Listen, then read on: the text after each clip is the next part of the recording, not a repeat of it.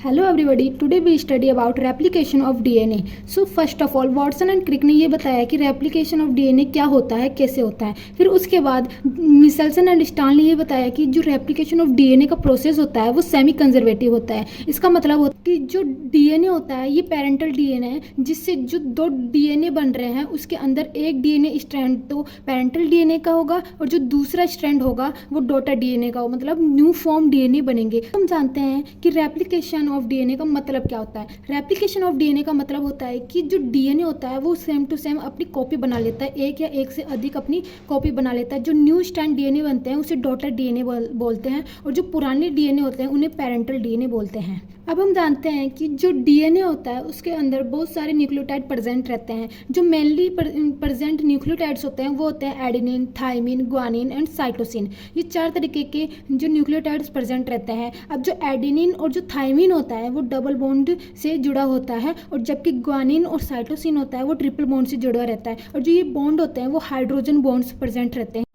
जो replication of DNA होता है उसके अंदर चार एंजाइम्स यूज लिए जाते हैं. फर्स्ट होता है हेलिकेज जो कि अनबाइंड करता है, जो डीएनए के दो स्ट्रैंड्स होते हैं उनको अनबाइंड करने का काम करता है. फिर आता है डीएनए पॉलीमरेज जो कि बिल्डर होता है, जो कि न्यू स्ट्रैंड बनाता है. थर्ड आता है प्राइमरेज जो कि आरएनए प्राइम होता है, जो कि एक पॉइंट पर अटैच हो जाता है, वहाँ से डीएनए पॉलीमरेज पूरा स्ट्रैंड बना देते हैं. ये प्रोसेस हम आगे देखते हैं. लाइगेज जो कि स्मॉल जो फ्रेगमेंट्स होता है उनको जोड़ने का लाइगेज काम करता है, जिसके ग्लोइंग भी बोलते हैं.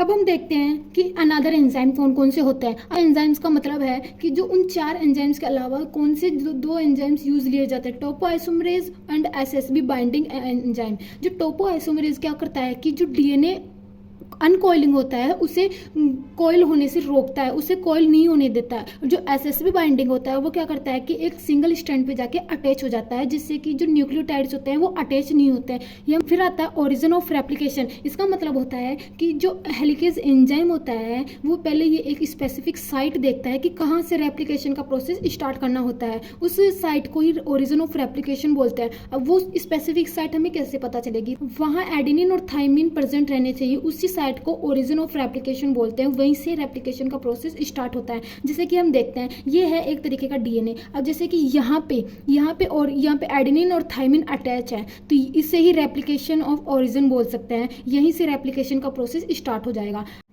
अब हम देखते हैं जैसे कि ये डबल स्टैंडर्ड डीएनए है जिसके अंदर एक स्टैंड में है 5' to 3' और सेकंड स्टैंड है 3' to 5'. तो इसके अंदर देखते हैं कि जो हेलिकेज एंजाइम होता है वो ये न्यूक्लियोटाइड्स प्रेजेंट होते हैं उनको अनबाइंड करता है.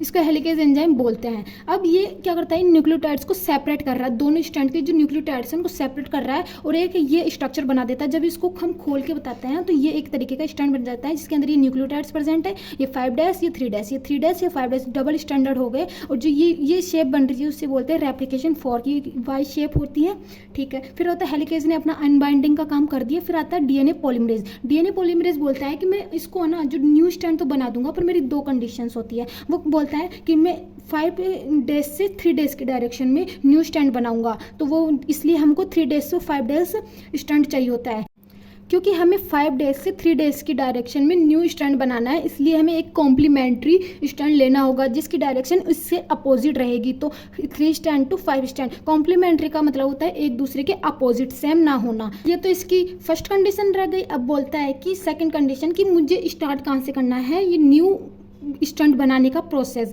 तो फिर आरएनए प्राइमरेज आता है कि get attached on 3 end side of an strand has the initiation point. RNA primase क्या करता है कि जो एक स्ट्रैंड होता है, जैसे ये कोई एक स्ट्रैंड है, इसके यहाँ पे 3 एंड की साइड पे ये जाके अटैच होता है. जैसे डीएनए पॉलीमरेज एक न्यू स्ट्रैंड बनाना स्टार्ट कर देता है. अब हम देखते हैं कि जो आरएनए प्राइमर है वो जाके यहाँ पे 3 एंड की साइड पे अटैच हो गया है. अब डीएनए पॉलीमरेज अपना काम करना स्टार्ट कर देता है 5' to 3. हमने बोला था कि ये इसकी कंडीशन होती है कि मैं अगर न्यू स्टैंड बनाऊंगा तो 5' to 3 की डायरेक्शन में बनाऊंगा. हैज इसके कॉम्प्लीमेंट्री डीएनए स्टैंड के जो इसके कॉम्प्लीमेंट्री है. अब जिस स्टैंड पे फर्स्टली न्यू स्टैंड बन रहा है उसे बोलते हैं लीडिंग स्टैंड, ठीक है. अब फिर क्या होता है कि अभी दूसरे स्टैंड पे भी तो न्यू स्टैंड बनना चाहिए ना.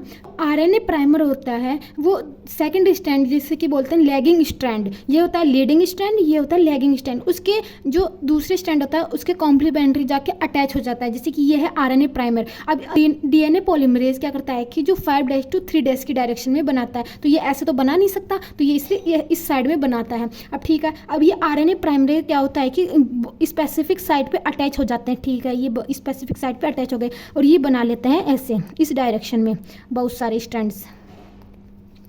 अब प्रॉब्लम क्या होती है कि इसने आरएनए प्राइमर यहाँ पे जाके अटैच तो हो गया और डीएनए पॉलीमरेज ने बहुत सारे छोटे छोटे फ्रेगमेंट्स ऑफ डीएनए बना लिए। अभी इतने फ्रेगमेंट्स बन गए तो ये क्या होता है कि यहाँ पे इस सेगमेंट्स बन जाते हैं, स्मॉल सेगमेंट्स, फ्रेगमेंट्स इनको बोल सकते हैं, जिसे कि बोलते हैं ओकाजाकी फ्रेगमेंट्स। अब ये बन गए ओकाजाकी फ्रेगमेंट्स। अब इन ओकाजाकी फ्रेगमेंट्स को अटैच करने के लिए, कंबाइन करने के लिए, ये जो स्पेस बची है इनके बीच में, वो उनको फिल करने के लिए लाइगेज एंजाइम यूज़ किया जाता है, ये जो इनको अटैच कर देता है। और इन आरएनए है, उन आरएनए प्राइमर है, उनको बाहर निकालने के लिए डीएनए पॉलीमरेज हेल्प करता है। डीएनए पॉलीमरेज सेकेंड इनको रिमूव कर देता है और जो लाइगेज है इन फ्रेगमेंट्स को अटैच कर देता है, कंबाइन कर देता है। जैसे कि ये एक फ्रेगमेंट है, ये एक फ्रेगमेंट है और ये एक फ्रेगमेंट है। यहाँ पे तो ये आरएनए तो रिमूव हो गया। अब इन फ्रेगमेंट्स को जोड़ने के लिए लाइगेज एंजाइम यूज लिया जाता है, जो यहाँ पे फिल कर दिया जाता है, इन फ्रेगमेंट्स को जोड़ देता है। ठीक है, अब ये न्यू स्ट्रैंड बन जाता है इसकी डायरेक्शन में। ये होता है 5' to 3' और ये भी होता है 5' to 3'। ये एक दूसरे के कॉम्प्लीमेंट्री होते हैं। ये जो पुराना स्ट्रैंड होता है उसे पेरेंटल स्ट्रैंड बोलते हैं और जो न्यू स्ट्रैंड बने हैं ये दो, इसे डॉटर या फिर न्यू स्ट्रैंड बोलते हैं, जो कि एक दूसरे के कॉम्प्लीमेंट्री होता है। इसलिए इसे सेमी कंजर्वेटिव मॉडल भी बोलते हैं।